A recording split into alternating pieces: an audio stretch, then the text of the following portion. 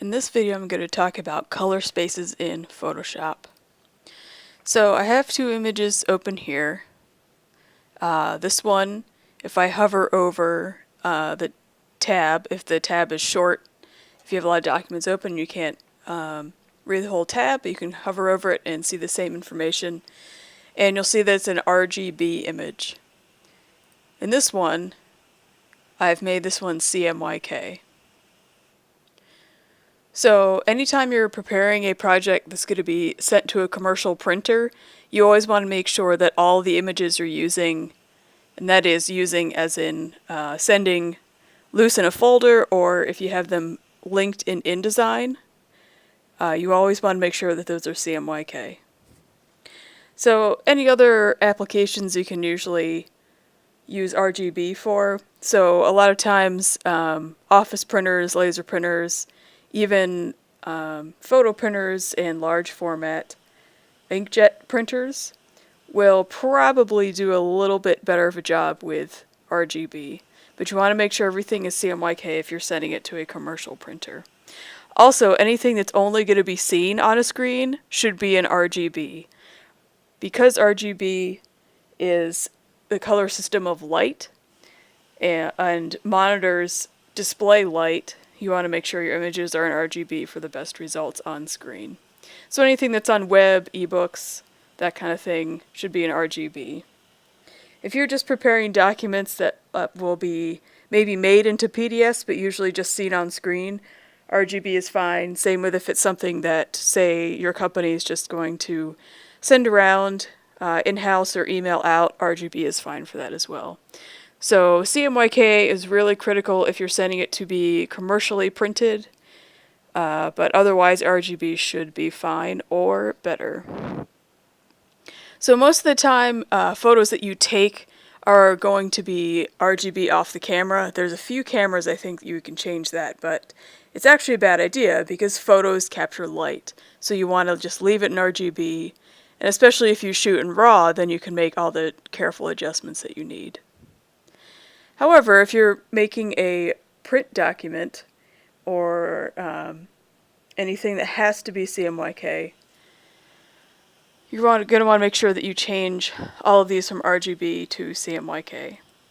So this is super easy to do, and I recommend making sure that your monitor is in extra dim, or extra bright. I know some people like to work one way or the other.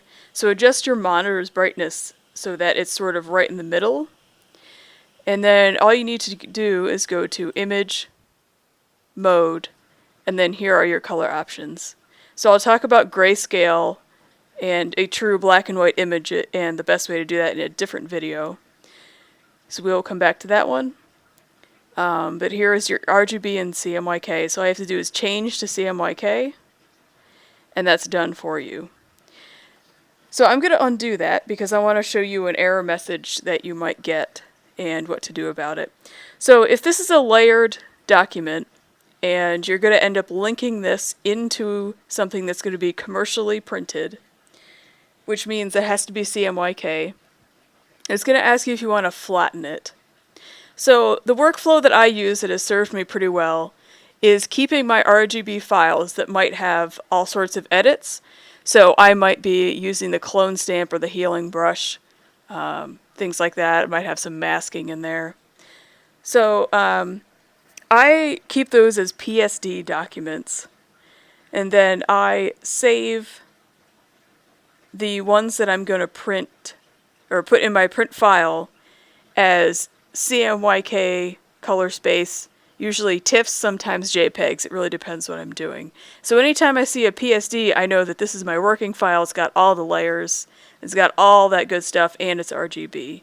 So the reason I keep my working files in RGB is if I go back to the CMYK document, you can see that some of my adjustment layers are grayed out. Some of your filters and options like that are also going to be grayed out. So you can see there's a couple that are already. There's a couple more down here. And that's because the way that the software is written for these filters and adjustments it's only written for the math of 3 channels, R, G, and B, and not 4 channels, C, M, Y, K.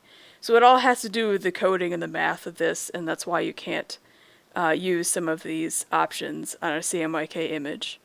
And that's also why I keep my RGB files as PSD files, because that tells me that they're working files, they've got layers, they're RGB, and I can keep editing and doing what I want, and then I'll save out a flattened version, which will also be a smaller file, and I can place that in InDesign.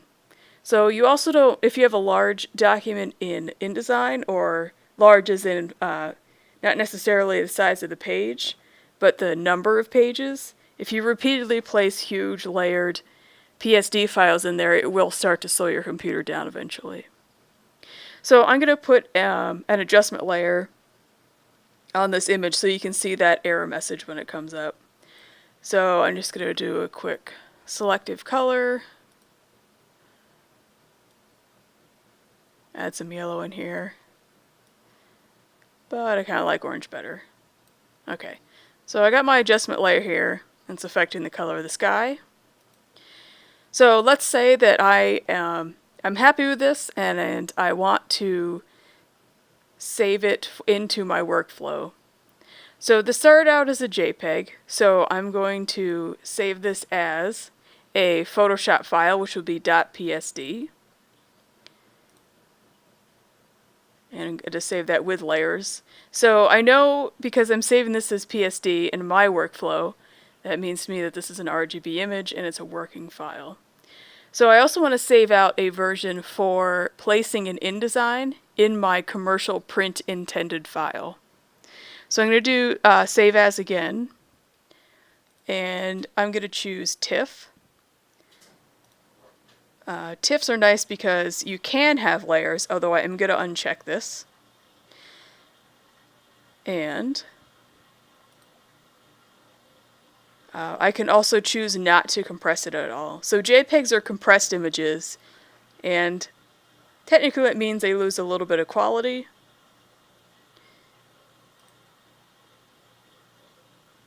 But the file sizes are smaller. Alright, so there's my PSD. And this one is in RGB mode. And if I go to my desktop, here's my TIFF. I'm going to open that in Photoshop.